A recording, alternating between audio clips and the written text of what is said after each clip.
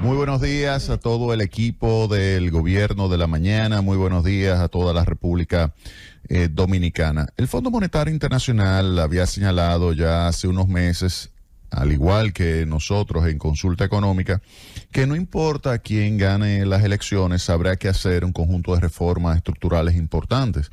Entre esas reformas importantes se encuentra reforma del sector eléctrico, reforma tributaria, reforma laboral, reforma al sistema de pensiones, entre otras. Ahora, Standard & Poor's ha señalado algo similar. Standard & Poor's, que es una calificadora de riesgo importante que evalúa la situación económica del país y realiza la calificación de la deuda soberana y por lo tanto define cuál es la prima de riesgo que los inversionistas le van a exigir al país para adquirir esos títulos, en este caso bonos soberanos a diferentes plazos. Pues Standard & Poor's ha señalado que a partir de las elecciones habrá que llevar a cabo algunas reformas que son fundamentales para que se pueda mantener el nivel de calificación ahora mismo en W estable. Esas reformas que Standard & Poor's identifica, que vuelvo y señalo, ya el Fondo Monetario Internacional lo había señalado y nosotros en Consulta Económica, arrancan con aquellas que influyen sobre la sostenibilidad de las finanzas públicas. Y cuando hablo de la sostenibilidad de las finanzas públicas, son aquellas que influyen sobre el nivel de deuda actual. La deuda del sector público es de 60.8% del Producto Interno Bruto. ¿Qué significa eso? Estamos hablando de la deuda tanto del Banco Central de la República Dominicana como del sector público no financiero. En términos monetarios, ese 60.8% equivale a un monto de 73.121 millones de dólares. 73.121 millones de dólares que se descompone en 52.679 millones de dólares el sector público no financiero, ya eliminando lo que es la intragubernamental que tiene con el Banco Central, y 20.443 millones de dólares sector público financiero, que básicamente es Banco Central. La suma de esas dos partidas hacen los 73.121 millones de dólares, que equivale en términos de Producto Interno Bruto a 60.8%. Obviamente que ese nivel de endeudamiento, aun cuando se pueda señalar que la deuda sigue siendo sostenible, habría que pues indicar que ese nivel está por encima de lo que países como la República Dominicana deberían tener. En consecuencia, habría que adoptar medidas para irlo desmontando gradualmente en un periodo de 10 años hasta colocarlo en un nivel que pudiera estar en el entorno del 40-45%. En un periodo de 10 años pudiera irse reduciendo en 15 puntos porcentuales del Producto Interno Bruto ese nivel de endeudamiento. Eso es lo que habría que ejecutar. Llevarla de 60.8% hasta colocarla en el nivel, en el entorno del 40% del Producto Interno Bruto. Ahora, ¿qué medidas recomienda el Fondo Monetario Internacional? ¿Qué medidas recomienda el S&P? Bueno, reformas. Primero, ¿a qué está explicando ese fuerte endeudamiento? Miren, la mitad del endeudamiento de los últimos 20 años lo explica el agujero del sector eléctrico. La mitad del endeudamiento público de la República Dominicana lo explica el agujero del sector eléctrico. Eso significa las tremendas pérdidas que exhiben de norte, de sur y de este. Para que tengan una idea, esas pérdidas se encuentran en el entorno del 40%, que para que ustedes puedan visualizar esto rápidamente, imagínense que usted tiene un negocio, que usted compra 100 de mercancía, no en términos monetarios, simplemente 100 en términos de unidades, 100, y ocurre algo entre el proceso que le llega a usted, esas 100 unidades de mercancía, y cuando usted la vende, usted lo único que puede vender son 60. Oigan bien, usted recibe 100 unidades de cualquier producto. Imagínense que usted tiene un colmado. Usted recibe pasta de tomate, usted recibe cerveza, usted recibe ron, etcétera. Y usted dice, bueno, yo recibí X unidades, 100 unidades de estos productos. Y cuando yo lo fui a vender, lo único que vendí fueron 60. Es decir, que 40 desaparecieron en el camino. 40 unidades. No estoy aquí hablando de los precios, etcétera. No. Simplemente recibí 100 y lo que finalmente logré facturar y cobrar fueron 60. Perdí 40 en el camino. Eso es lo que sucede en el sector eléctrico. Díganme ustedes si alguna actividad económica, algún colmado, algún supermercado, algún negocio que usted se puede imaginar puede ser rentable así. Claro que no. El colmado tendría que poner unos precios exageradamente altos para poder recuperar los 40 que se perdieron en ese camino de 100 unidades y que al final lo único que pudo facturar y cobrar fueron 60. El precio que tendría que poner es enorme. Entonces, eso es lo que sucede con la tarifa de electricidad. La tarifa de electricidad que se está pagando es alta y por eso la gente que está pagando dice, oye, pero a mí que no me suban la tarifa de electricidad porque sencillamente yo estoy pagando mucho dinero ya por esa tarifa. Claro, aquí hay una escalera de tarifas donde hay un segmento de población que paga una tarifa más baja que otros. Ahora, en general, se puede decir que la tarifa es alta en comparación con lo que debería ser la tarifa de electricidad. Si en vez de perderse 40, se perdiera únicamente 10 en el camino. Vamos a suponer que yo recibo 100 y pierdo 10, es decir, que facturo y cobro 90. Si yo facturara y cobrara 90, los precios, en este caso la tarifa de electricidad, fuera muchísimo menor, muchísimo menor. Entonces, ¿qué hay que hacer en esa reforma del sector eléctrico? Mejorar la capacidad de facturar y cobrar electricidad. Pero para eso, Edenorte, Edesur y Edeste tienen que hacer un mejor trabajo. Tienen que hacer un mejor trabajo Edenorte, Edesur y Edeste. ¿Para qué? Para que de los 100 que ellos reciben en términos de gigavatios, puedan cobrar, facturar y cobrar por lo menos 90. Si hacen eso, la tarifa de electricidad pudiera bajar y sus ingresos pudieran mejorar y pudiera incluso, oigan bien, reduciendo la tarifa, pudieran mejorar sus ingresos y reducir su déficit público. ¿En cuánto está el déficit de ese sector? Mire, ahora mismo el déficit del sector eléctrico, de norte, de sur y de este principalmente, que es la que lo explica, porque hay una parte del sector eléctrico que es muy rentable. Por ejemplo, del sector eléctrico público, lo más rentable es la central termoeléctrica Punta Catalina, que te genera entre 220 y 240 millones de dólares de beneficios al año. Esa es una superunidad beneficiosa del gobierno dominicano. Esa parte es beneficiosa. Hay otras partes del sector eléctrico que son beneficiosas también, como es el caso de las hidroeléctricas, también generan beneficios, pero Edenorte, Edesur y Edeste generan una situación de déficit que equivale a 1.3% del Producto Interno Bruto, 1.600 millones de dólares, 1.600 millones de dólares anuales. Y ese 1.3%, si yo lo comparo con lo que es el déficit del gobierno central, me doy cuenta de que es prácticamente la mitad. Y eso hay que enfrentarlo. ¿Cómo se debe enfrentar? Haciendo una mejor gestión. Cuando se habla de la reforma del sector eléctrico, oigan bien, eso no significa subir la tarifa de electricidad, porque significaría que al que va al colmado y que finalmente compra, yo le estoy aumentando el precio. Y eso no puede ser. No, vuelvo y repito, oigan bien el ejemplo que estoy señalando. Imagínense que tengo un colmado, recibo 100 unidades y al final, debido a mis errores, solamente cobré 60. Facturé y cobré 60. Ahora, para yo no perder, yo tendría que subir el precio de esos 60. Pero el consumidor no tiene culpa. Yo no puedo decir, tú sabes que para yo tener un menor déficit voy a subir los precios todavía más de esos 60 que estoy facturando y cobrando.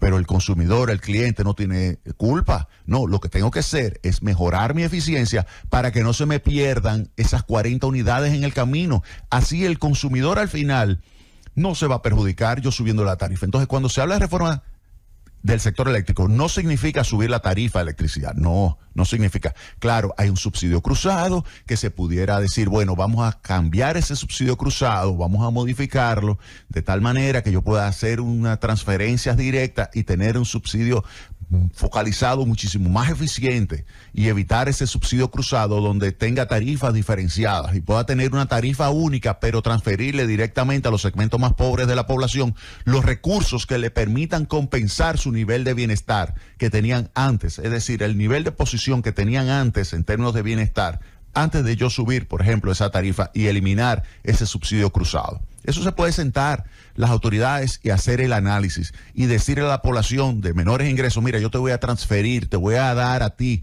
lo que te estoy aumentando de tarifa, te lo estoy devolviendo en esta tarjeta, que puede ser la misma tarjeta Mejórate, te lo estoy devolviendo. Ahora, la clase media, tú no le puedes subir la tarifa porque ellos dicen, pero yo estoy pagando. Entonces, ¿qué tienen que hacer las distribuidoras? Identificar a quienes no se le está cobrando electricidad, a quienes no se le está facturando y a quienes no se le está cobrando la electricidad. ¿Quiénes son esas personas? Son los más pobres. Miren, el nivel de pérdidas es tan grande del sector eléctrico que no se justifica. Óigame, no se puede explicar esas pérdidas acumuladas de 1.600 millones de dólares de norte, de sur y de este, no se puede justificar diciendo que es por el consumo que no se le está facturando a los más pobres. Porque es que la distribución de ingresos que existe en el país y la distribución de la estructura de consumo, digamos, que existe en el país, no permite justificar estas pérdidas del sector eléctrico. Que no sea porque hay gente, ya sea en el sector empresarial, ya sea clase media alta, ya sea la clase alta, que no está pagando la cantidad de kilovatios que está consumiendo. No se le está logrando facturar lo que tienen que pagar y por lo tanto no se le está cobrando lo que deben pagar. Entonces es ahí que hay que enfocarse. Es ahí identificar cuáles son realmente los bolsones de evasión en materia de electricidad y ahí es que hay que cobrar la electricidad. Esa es la reforma arancelaria, la reforma eléctrica que habría que hacer. Es que voy a hablar de la reforma tributaria ahora en un momento. Entonces, es ahí que hay que enfocarse. La reforma del sector eléctrico que hay que enfocarse no es enfocándose en un aumento de la tarifa, no. Es enfocándose en un aumento de la capacidad de facturación y de cobro de electricidad. Que haya algunas personas que no están pagando y que van a tener que pagar. Claro que sí, porque hay otras que están pagando y lo que no se justifica, lo que definitivamente no es justo es que aquellos que están pagando la electricidad ahora tengan que pagar una mayor tarifa. Primer elemento. El segundo elemento es la reforma tributaria, algo similar que la reforma del sector eléctrico. ¿Por qué digo esto? Porque ahora mismo me doy cuenta de que hay una cantidad enorme de perceptores de ingresos que no pagan nada de impuestos sobre la renta, por ejemplo, porque ahí el 58% de los perceptores de ingresos de la República Dominicana están en el mercado informal. Y esa gente definitivamente no lo conocen ahí en la México, en Gascue, que es la dirección, donde queda la Dirección General de Impuestos Internos. Ahí no lo conocen. No lo conocen. A ese grupo de personas no pagan impuestos, pagan algo de ITEVIS, pagan algo de selectivo, porque son impuestos al consumo y cuando esa gente consume, algo tendrán que pagar. Pero impuestos sobre la renta no pagan. Entonces, ahí hay un problema. Pero asimismo, hay pérdidas que cuando uno analiza lo que es el nivel de evasión en el impuesto sobre la renta de personas físicas, en impuestos sobre la renta de personas jurídicas, en el ITEVIS, nos damos cuenta de que ese nivel de evasión está en el entorno del 50%. ¿Qué significa eso? Que hay también una cantidad importante de agentes económicos que generan un determinado valor agregado, una determinada actividad y están totalmente fuera del radar de la Dirección General de Impuestos Internos. Definitivamente. Entonces, esas personas hay que ponerlo a pagar. ¿Significa una reforma tributaria un aumento de las tasas? Al igual que hablé del sector eléctrico, no. No se justifica. ¿Por qué? Porque la tasa del ITEVIS del 18% ya está por encima del promedio de la región. La tasa del impuesto sobre la renta persona física está por encima, 25%. Persona jurídica, 27%, está por encima. Entonces no se justifica. No se justifica subir las tasas. ¿Qué se justifica? Tengo que enfrentar la evasión. Tengo que hacer un análisis también del gasto tributario. Con relación a la evasión, si yo tuviese, por ejemplo, el mismo nivel de eficiencia recaudatoria que tengo en países de la región, yo pudiera recaudar 4 puntos porcentuales adicionales. Tú me dirás, Jaime, pero eso va a tomar tiempo, eso va a ser difícil. Ok, podemos poner cualquier reforma, cualquier medida que sea necesario para yo hacer más eficiente mi poder recaudatorio. Pero yo pudiera alcanzar esa meta del 4%. Que al principio sean 2 puntos, bueno, pues 2 puntos me pongo de objetivo, pero debo tratar que aquellos que no están pagando impuestos sean los que paguen. Yo no puedo exigirle a través de una reforma tributaria que aquellos que están pagando hoy día paguen un centavo más. No. ¿Por qué? Porque vamos a suponer en el caso de impuestos sobre la renta, aquellos que están ahora mismo pagando porque tienen un nivel de ingresos, salarios, honorarios, lo que sea, por encima del límite exento. ¿Le voy a subir la tasa del 25 al 30%? Claro que no, sería injusto cuando hay el 58% de perceptores de ingresos que sencillamente no pagan absolutamente nada. Hay algunos que no deberían pagar porque simplemente están por debajo con sus ingresos, por debajo del límite exento, pero hay otros que sí, están en el mercado informal y están ganando muchísimo más, que no pagan nada, que son, por ejemplo, miembros de las profesiones liberales. Ahí usted puede encontrar médicos, usted puede encontrar abogados, usted puede encontrar cualquier tipo de profesional que no está pagando absolutamente nada, que no está declarando. Entonces, esos tendrían que pagar. Eso tendría que pagar. Antes que se hable de poner a pagar un centavo más a aquellos que están pagando, pues aquellos que no están pagando, entonces que paguen. Después que resolvamos eso, entonces usted verá cuánto es lo que falta. El otro punto, gasto tributario. El gasto tributario en la República Dominicana, estimado para el año 2024, es 4.6% del Producto Interno Bruto. Eso es 340.890 millones de pesos. Hay una parte muy grande de exenciones a personas físicas, correspondiente a ITEVIS, correspondiente a otro tipo de impuestos, como impuestos sobre la renta, pero ahí está también zonas francas industriales, ahí está el sector salud, educación, turismo, ahí están instituciones sin fines de lucro, ahí está el mercado de valores, ahí está el sector cinematográfico, que ya tiene un nivel de gasto tributario de más de 5.900 millones de pesos. O sea que hay una cantidad importante de recursos que se están yendo, que habría que hacer un análisis costo-beneficio. Realmente, tal como está establecido, por ejemplo, la ley cinematográfica, ¿es correcta?